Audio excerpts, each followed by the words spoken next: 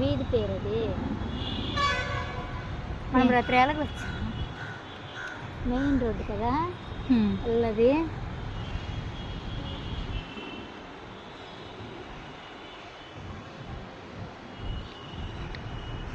అటు కాసమ్మ బ్యానర్ మొక్కలు ఇట్లే